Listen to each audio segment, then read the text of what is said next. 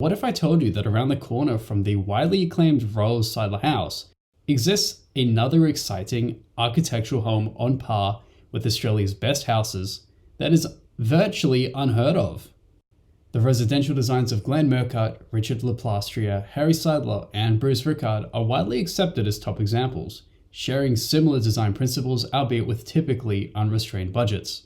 Their work is celebrated and publicized. This is the work of yet another prolific, however barely documented Sydney architect. For which reason it is likely you have never heard of him nor seen his work. This architect's name is Gerry Rippon. I hear you asking, who the hell is Gerry Rippon? Lesser known that even Bruce Rickard, Gerry goes basically undocumented online, meaning I can only make a video about him based on this 1971 James Bond style house.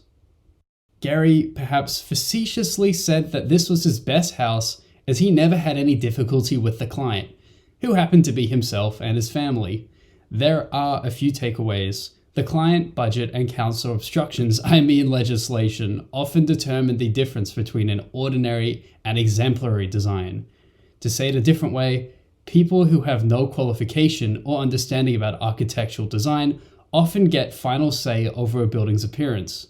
This comes back to Harry Seidler, who admirably took councils to court for attempting to arbitrarily ruin his designs on several occasions. From my observation, a solo architect is rarely disadvantaged by collaborating with other designers. These top architects utilize material honesty and passive design concepts expressed through exposed structural elements, rather than today's modern preference of concealing joints and connections. Another common aim worth repeating is the importance of framing the view, a luxury that is best capitalized in suburban to rural environments without compromising inhabitants' privacy. This may sound rudimentary, however, once I point this out, you will never unsee it. If a dwelling uses floor-to-ceiling doors and windows overlooking a busy street, 9 times out of 10, the blinds or curtains will be closed at every level. This is because most people feel uncomfortable being watched by strangers. Residential architecture involves subjectivity, as architects are paid to design someone's family home or investment property, which is a push or pull between quality or maximizing saleability. To achieve both quality and saleability costs a lot more than satisfying one of the two. Or does it? When looking at Gerry Rippon's family home, many essential lessons can be taken through an economic lens. After all, Gerry said the two biggest constraints to this house were site size and budget. I'm sure hearing that annoys a majority of you. Construction and labor costs were less significant then. Construction codes were relaxed. The Building Sustainability Index, BASICS, couldn't assume a reliance on air conditioners. Engineers were more capable, as in they would not overspecify structural loads, which makes construction significantly more expensive. Despite these issues, I believe many lessons from this design can be applied to future architecture in Australia, and it goes along the line less is more.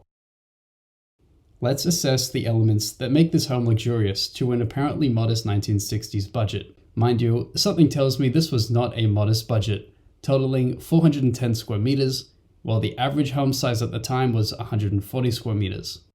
The building has a strong street presence, reminding me of those Los Angeles cliffside mansions with bold horizontal elements and cantilevered balconies.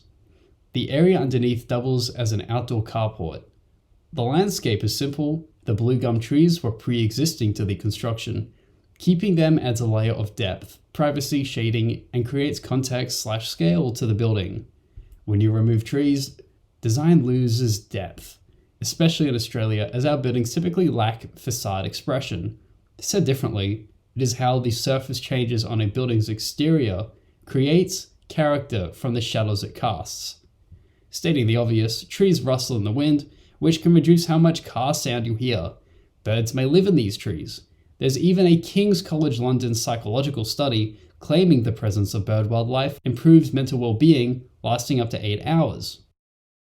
In essence, there is strong value in being close to nature. When it comes to eucalyptus trees during hot seasons, you still have to be mindful of their tendency of exploding into fireballs. The landscape appears to be low maintenance and minimal, using native flora, which likely means they require less water. There are no fancy planners. For color arrangement, a basic rule is the darker a color, the more energy it attracts.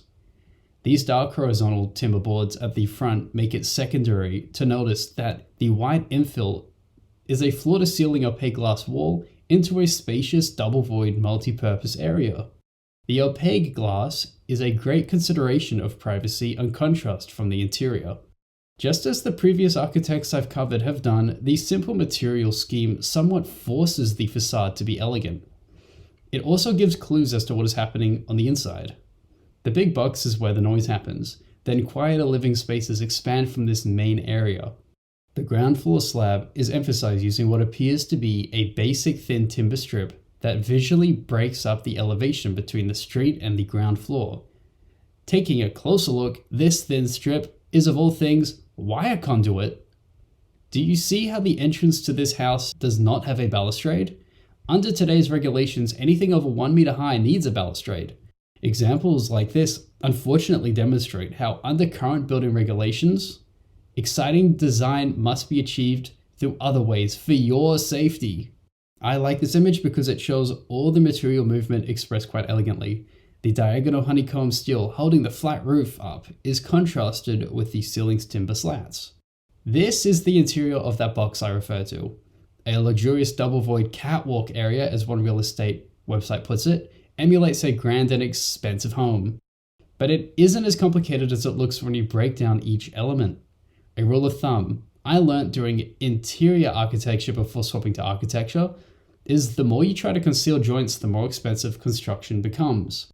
Continuous vertical clerestory glass panels wrap underneath the long awnings of the structural steel timber-clad ceiling, then spaced horizontal timber boards wrap around to the ground floor ceiling level for continued shading and privacy from the public street.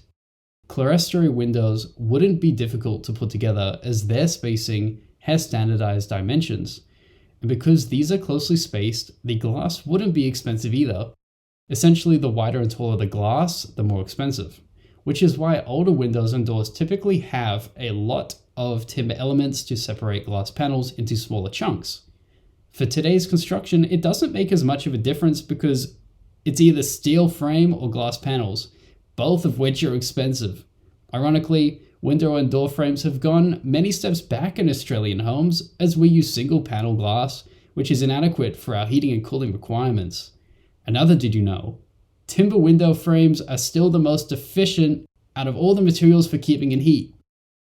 In this photo, can you see the logic of placement of opaque and fully transparent glass? Stylistically, I suspect the fence in the outdoor courtyard in this image was added for privacy from neighbors at a later time. It seems out of place. An unusual and successful enhancement of lighting is not achieved through what current design trends do. Add a lot of intense downlights. Instead, Gerry specified small white glazed tiles to the floor that reflect light up to the ceiling. I'll hazard a guess this is directly screeded onto a concrete floor slab, which keeps cool on summer days. On the topic of lighting, I noticed these classic architects use light fittings sparingly and endeavor to distribute one light source across at least two spaces, rather than having a set of lights categorically placed into their respective rooms. For example, we can see one industrial light in the top corner of this room, which reaches into the hallway at the other side. We can also see in this image how slim the roofing structure is.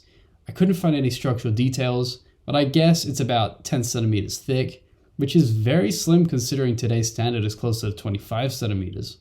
You simply aren't allowed to build like that anymore. Looking at the floor plans, I spot something at odds with modern construction. A large roof terrace, meaning you can walk on this and there should be no issue with keeping water out of the rooms below. There are also internal courtyards. These features are certainly considered luxurious, even by today's standards, mostly because they are over-engineered and specified with at least 60 centimeter thick floor slabs. It really makes me wonder if construction codes have made things more expensive and difficult to build. Yet here we have a beautiful, elegant building that doesn't have any reported health or safety concerns. A final point of the simple use of materials can be made in the kitchen space. I could analyze this one for another 5 minutes, but I'll keep it short. The construction method is crude yet effective. A timber board is fixed to a base, the width of 2 standard bricks because the base is 2 standard bricks. The exhaust pipe above the electric cooktop appears to be an ordinary plastic pipe above.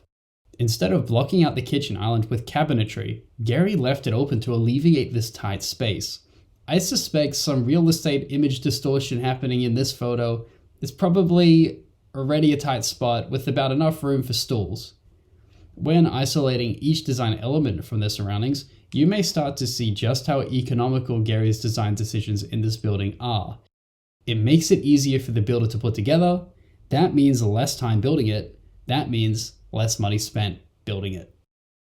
Are you a fan of Gerry Rippon's house? Please let me know in the comments section if this video has taught you something about architecture.